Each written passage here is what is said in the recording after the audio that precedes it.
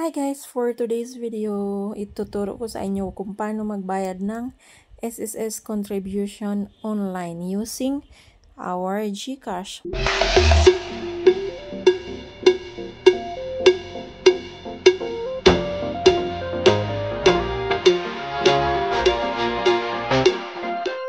First, i-open lang natin ang ating GCash.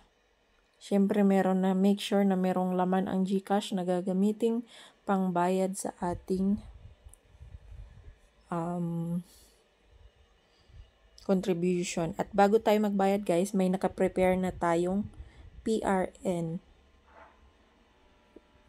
Payment Reference Number. Yun. Kinuha rin natin, may separate po tayo dyan na video.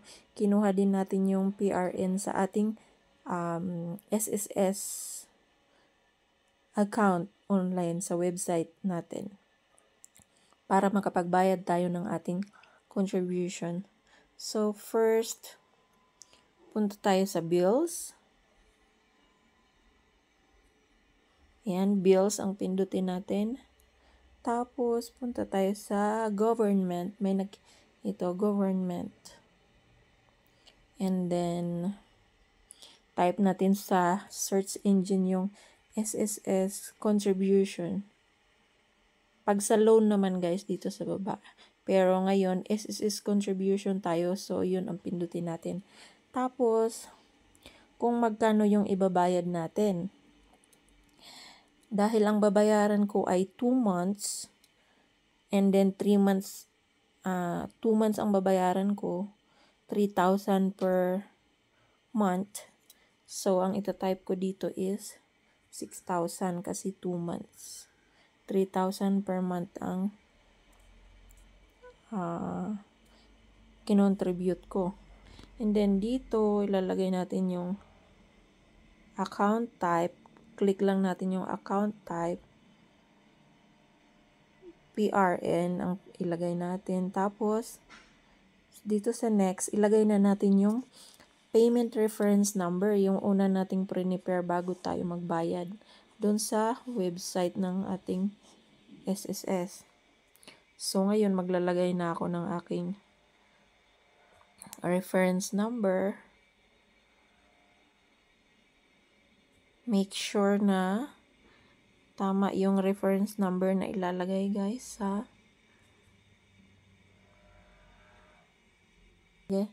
click natin is kung self-employed kayo, self-employed ang i-click nyo, or kung voluntary or OFW or non-working spouse contributions. Pero ako voluntary ako guys. Kaya voluntary yung ating ilalagay. And then ilagay niyo rin yung active email address nyo. Check mo lang tong box na to. So okay, next na natin. Correct. Tapos may lalabas dito ng G-Insure Bill Protect Confirmation. Kapag clinic mo yung yes, get bill protect, may additional payment yan. So dito tayo sa no, just pay bill. So, and then sa GCash guys, may additional siyang service fee na 8 pesos. So, yung 6,000 ko is naging 6,008. Confirm na natin guys. Ayan, para may copy ka or screenshot. And punta tayo ngayon sa SSS natin kung nag-reflect na siya ang ating binayad. So, check natin dito yung last posted contribution. So, ito na guys.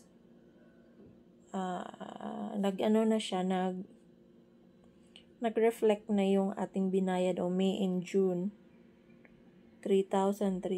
Ang bilis mag-reflect, no? Makikita mo siya kaagad na bayad na. So, ayun lang guys. So, yun lang kadali magbayad ng contribution sa ating SSS. Using GCash. So, thank you for watching. Bye! Don't forget to like and subscribe my channel.